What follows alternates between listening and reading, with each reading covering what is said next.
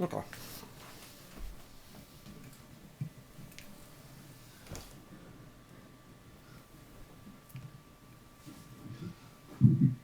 All right, Mark. We're pretty much set up here. Um, I guess the first question I was going to ask you is, Okay. let's see. As far as your background, I know that you are the creator of Vampire the Masquerade. Hello. Yes. Okay. And World of Darkness, and Werewolf the Apocalypse, Wraith the Oblivion, and Changeling the Dreaming. So I guess I'll put you on the spot here. And which one of those was your favorite setting to work in?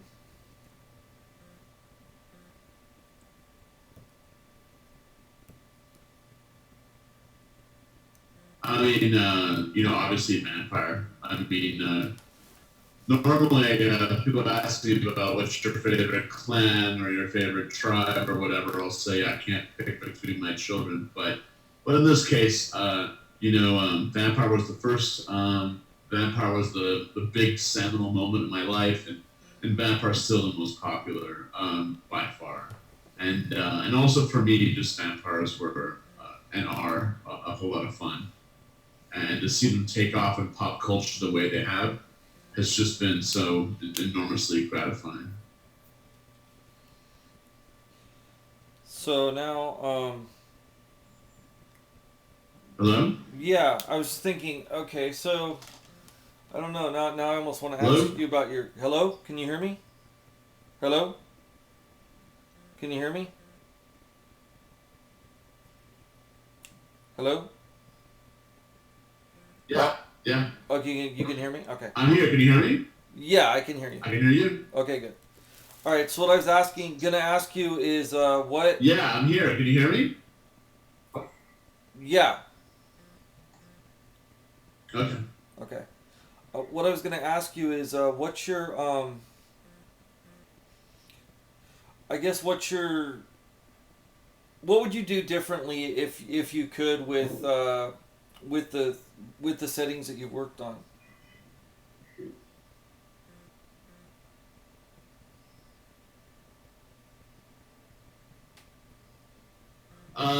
Well, gosh, I mean, if I redid them, I wouldn't really change like anything too obvious, like the names of clans or anything like that. What I would do is I would do a whole bunch of very subtle changes that, when taken together, would make it a completely different feel, but that no one would feel that anything that they loved, especially, had changed all that much.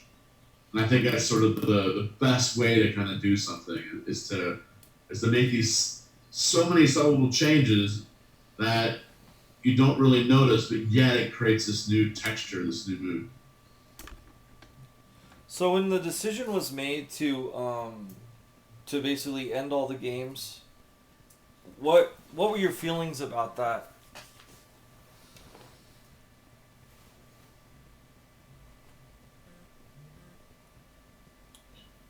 To you mean to end the story, Yeah, to end the story. or you mean that to stop publishing it for what? Well, no, Oh, no. that story. Yeah, I mean, part of me is like, wow, that's great. That's something brand new. End the story. Uh, sorry. Um, you cut off there for a minute. You were saying that part of you was it was great and brand new to end the story, and then I didn't get a response. Oh, okay, okay, yeah. Part of it is great to end the story, and then at the same time, though, I think it kind of left a lot of gamers feeling kind of in the lurch, like, oh, oh, wait a minute, what happens now? I can't play her anymore. I think in the end, the great thing about role playing is you want to create a setting that's kind of open ended, and you keep adding on to it, but you don't really want to end it or change it too much all at once. You want to sort of make it so that people's materials they've already bought don't go kind of out of date. Now maybe they get supplanted by something better, but they shouldn't really go out of date. At the same time, I think the world needs to have change, and there needs to be things that happen, and so obviously Vampire, was a product of its time. In the initial book, there were no, there were there wasn't really the internet the way it is today. You didn't have these smartphones. It was a different time, so you got to keep up with the times, obviously. Do you think that it would have worked better if what they would have done is kind of made generational settings as opposed to closing out the story, so that it'd be like different supplements, something along that lines? Yeah, I mean, it's just. As a game designer, it's really tempting to do like a big thing, and just change everything and do a big destructive end of this, of the times type thing. But in the end, I think it's far better to threaten it than do it. I mean, that's the whole idea of Call of Cthulhu, isn't it? I mean, to threaten the end of days, but it never actually comes. Because if it did, it wouldn't be much fun to play in, would it? Right, because like just And that's the Cthulhu. whole idea of I am zombie. That go ahead. I was saying, yeah, because then you have just Cthulhu's monster or Cthulhu just running you, and then you don't really have anything else you're doing at that point. So. Yeah, yeah, and like with I Am Zombie coming up tomorrow, the whole idea is that the final outbreak is coming, the big one, the apocalypse, but it hasn't come yet. And all these zombie movies are always about after the apocalypse, and I think that's is a little two dimensional for a setting, at least for a role playing setting. You want many levels, and simply being survivors shooting zombies, that's just not enough for a game. But putting it just before the final outbreak, and that final outbreak never coming, now then you've got some juice. And that's the same way I feel with Call of Cthulhu, and that's the same way I feel with the World of Darkness. Set it just before the end times, but don't actually get there. If you get there, you've gone a step too far. That makes sense. So why don't you tell me a little bit about I Am Zombie, your new project? Well, you asked. I Am Zombie is basically just just the best thing I've ever done. I'm really excited. This is going to be an amazing series of games. I Am Zombie is just the first, but I Am Zombie, like Vampire, is definitely going to be the one with, if not the most juice, certainly it's going to be hard to imagine one that has the same amount of juice. It's just been so much fun to sort of, once again take a monster that everyone kind of forgot. And last time it was zombie, vampires and werewolves. No one thought they were that interesting. They're really boring. And then sort of really pushing it and really coming up with, well, what makes a zombie sexy? What makes a zombie interesting? How can a zombie be conscious? And answer these questions in a way that creates this incredibly complex and rich setting that where there are a million possible stories, and that's how you've done a good job as a role playing game designer. Is that if there's a million stories flowing through your head, then you've done well. Okay. Will I Am Zombie have a LARP component, or will it just be a tabletop game? Yeah, yeah. Yeah, eventually it will. Initially, it won't. I find that it's much smarter to begin narrowly and not promise everyone to everything. And I just haven't had enough time to do the LARP part of it. However, we've done enough LARPing with the character cards that I know it's going to work. It's just a matter of that we're focusing on the tabletop rules initially, and then we'll add in more axioms. The game system is called Axiom System, so you can sort of as a game master, as a narrator, you can add and subtract axioms, whichever ones you want, to create your own unique style. But we'll have live action axioms later in a different book. Once they can be fully play tested in groups ranging from 10 people to, which, as you can imagine, is complicated play testing. Well, it sounds Very really complicated. And actually, one thing I should explain is that this game is just Could you repeat that last part? It ended up cutting off. Sorry about that. it's not equipment cards with it. It's your tree. And your character card then you have people cards. And when all your cards that perfectly get healed. So yeah, it's a whole different thing. The idea is to make it so that all those people who won't role play with us because they look at a photocopied character sheet and don't see anything in it. It looks, like Chinese to them, gibberish, and who certainly don't want to spend a whole game session making a character or even 20 minutes. In this game, you can just sort of hand them a bunch of cards and say, "Hey, pick 7 of these cards," and then boom, a minute later, they're playing the game. Nice. So I know you're going to be starting this Kickstarter tomorrow. How much Yeah. is your initial pledge that you're asking for? I think the initial pledge is, let me check. We got one for $10. You got a PDFs of all the playtest materials. $20 gets you playtest, all the PDFs of the playtest, and the final copies of everything. The book, the character cards, and the bump chips. So $20, and then no matter where you live in the world, you can chip in and get pretty much everything you need to play. Wow, that's Of course, we're hoping great. people actually. What is your funding goal? Yeah.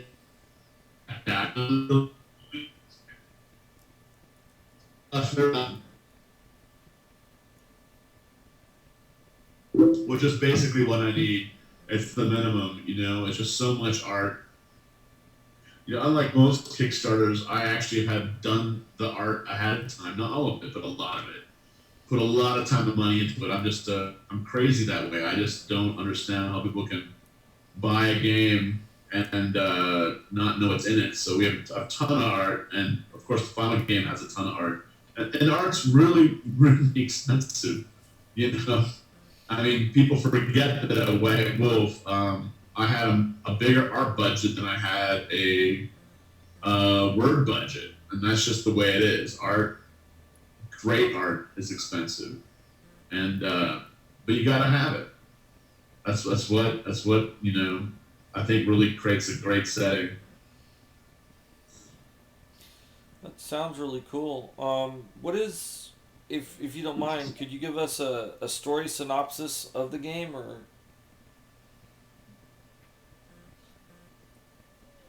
Yeah, the idea is that you are the 1 in 10,000. Most people, when there's an outbreak, or just get infected because they come in contact with someone that doesn't have to be an outbreak, are skags. They're the mindless zombies you see in the movies, and they're killed off or whatever. But some zombies have brains. They're the zombie masters. We call them the toxic, and you're special. You're not just a stumbling feeding machine. You're cognizant. You're a master of death. And more importantly, you're a zombie master. You control those skags.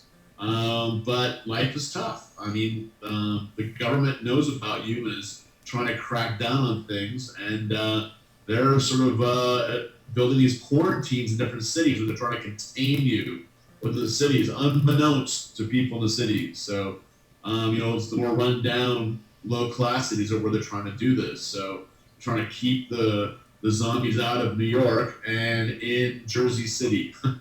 You know, so it's a harsh world, but the cool thing is that you're in a cycle of being really zombie like. After you engage in violence and do fun stuff, you kind of flip over those cards to your zombie side. But after Purges, which is once a month festival of cleansing, for a couple days or even longer, if you're careful, you kind of are a rock star. You're the best possible you.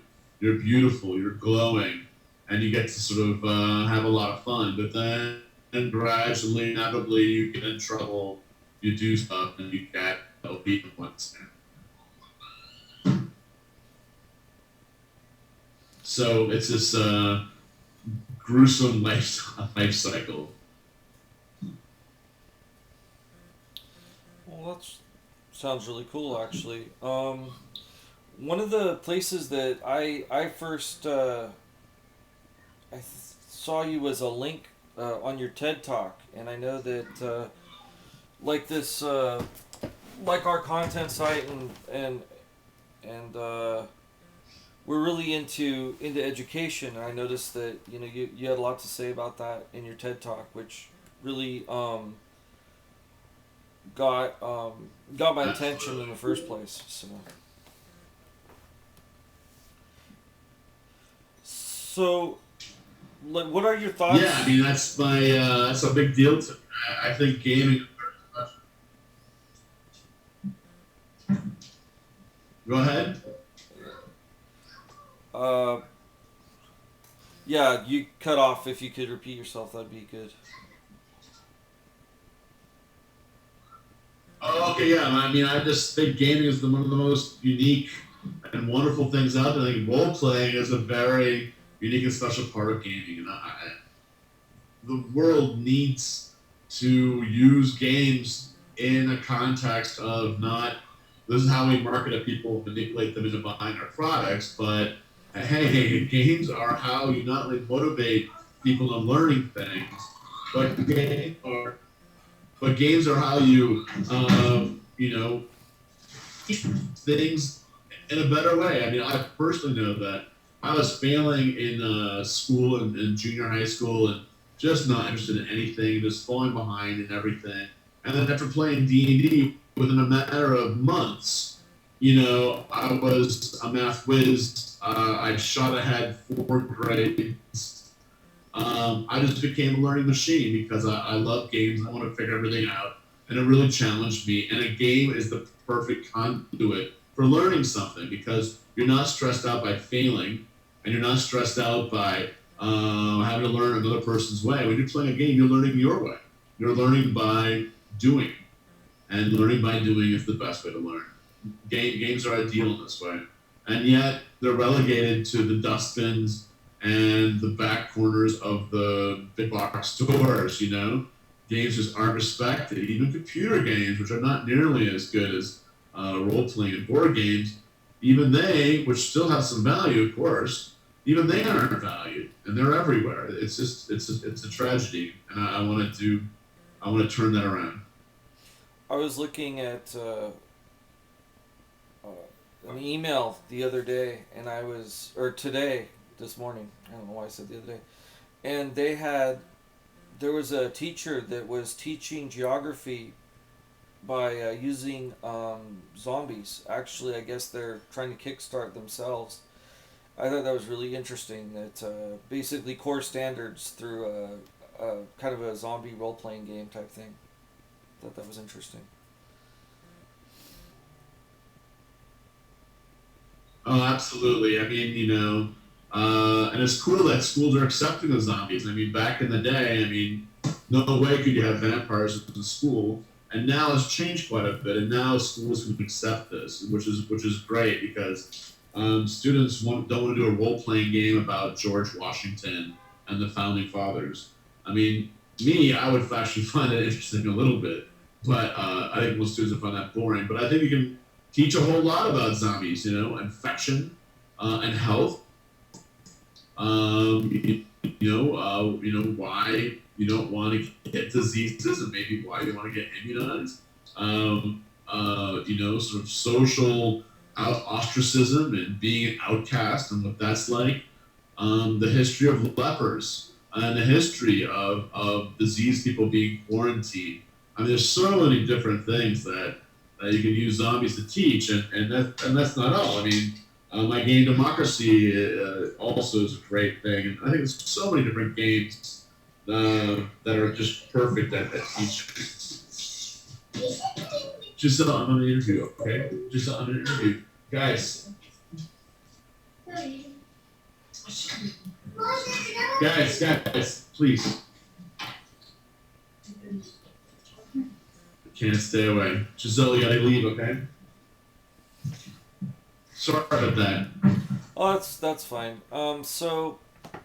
Thank you for your time, and that's I Am Zombie, and that's launching tomorrow on Kickstarter. And is there anything else you'd like to add? You got it. Thank you very much. Yeah. No, that's it. I just give it a read. If you're not that interested, give it a read over. I think you might be pleasantly surprised by the art and the ideas you see there. There's just too much to get into now, but we've been working full time on this thing for many months, and I'm pretty proud of it. All right, sounds good.